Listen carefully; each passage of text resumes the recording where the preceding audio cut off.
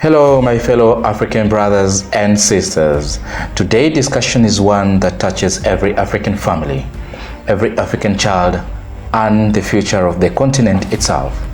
We are talking about education, but not just modern education.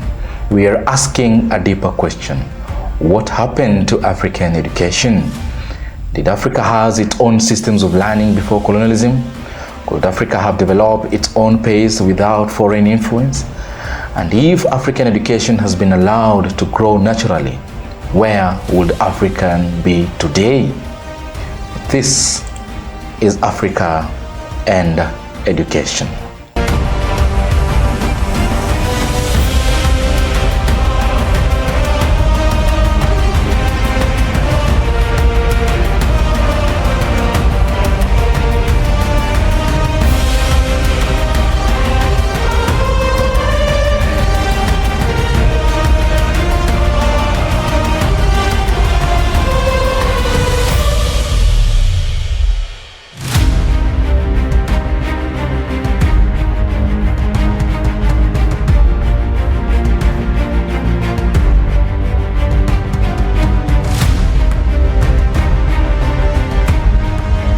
Now, before colonialism, Africa already had systems of education.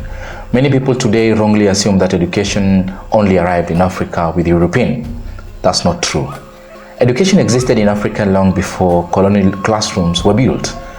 African education may not have looked like modern schools with uniform, blackboards and exams, but it was practical, organized, and connected to daily life. Children learned farming, they learned leadership, medicine, metalwork, fishing, cattle keeping, architecture, storytelling, spirituality, community values, and many more. I can't mention all of them. And actually, young people were taught a survival skill. They learned responsibility, they learned discipline and identity. Education was not separated from life itself. A child was prepared to become useful in the society. And in many ways, that system worked for African because it was designed around African realities. Different African communities specialized in different skills. So, and some of them became great leaders. Others became skilled iron workers. Others mastered herbal medicine and astronomy, And ancient African civilization like Egypt, Mali, Shanghai, Ethiopia, and Great Zimbabwe had system of knowledge, governance, and innovation. There is an old university that was called the University of Timbuktu. It was in Mali, became one of the greatest centers of learning in the world centuries ago. And the African was learning long before colonialism. Then colonialism arrived. And with it came a completely different education system. Colonial education mainly aimed to create workers, clerks, interpreters, and administrators who would serve colonial governments. They were, I can use that colonial government, that is like, they were used like slaves. They were being taught so that they can be slaves. And by that time, African languages were pushed aside. African history was totally ignored. African knowledge systems were often described as primitive. Slowly, many Africans began to believe that intelligence only came from outside Africa. That mentally still affects the continent today.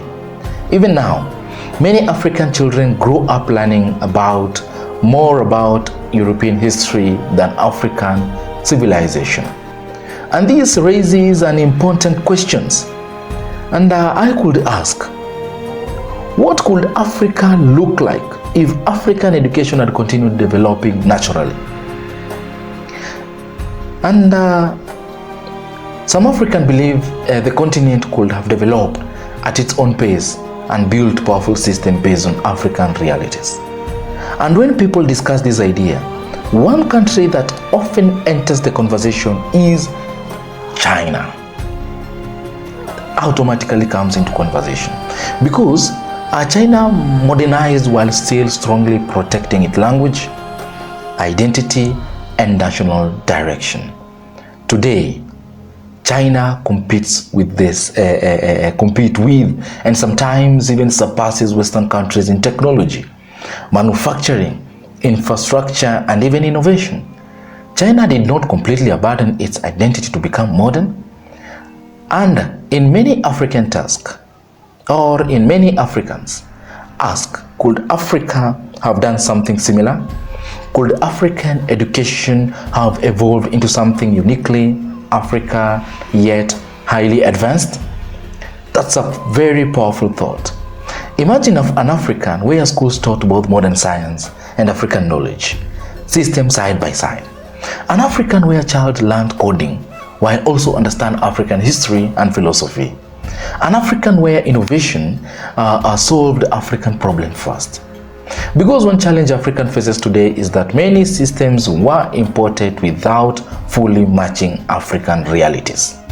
And we cannot run away from that. Education often prepares students for jobs that do not exist. Many graduates finish school with certificates, with the degrees, but without practical skills. And this creates frustrations across the continent. But this discussion is not about rejecting modern education, my fellow Africans. Modern science, technology, and global knowledge are very important. The real issue is balance. Africa should not lose itself while trying to modernize. A strong education system should build confidence, creativity, identity, and innovation. It should teach young Africans to solve African problems using both local and global knowledge. Because development is not about copying others completely. It's about understanding yourself while learning from the world. Today, Africa has some of the youngest and most talented people in the world. Young Africans are building apps, creating businesses, are producing films, developing technology, and changing global culture through music and creativity. The potential is there. What Africa needs is an education system that fully unlocks that potential. An education system that teaches African children not only how to pass exams, but how to think, create, innovate, and believe in themselves. So maybe in the future of Africa, it's not about choosing between traditional African education and modern education. Maybe the future lies in the combining wisdom from the past with innovation for the future. Because Africa does not move forward by rejecting its roots. Africa moves forward by building upon them. Now, my fellow African brothers and sisters, the question remains, if Africa had continued developing its own system of education naturally, where do you think the continent will be today? Share your thoughts, continue the discussion, and keep African conversation alive. And remember, a continent that controls its education controls its future. It's me, Serio Media, on Serio Media. Until next time.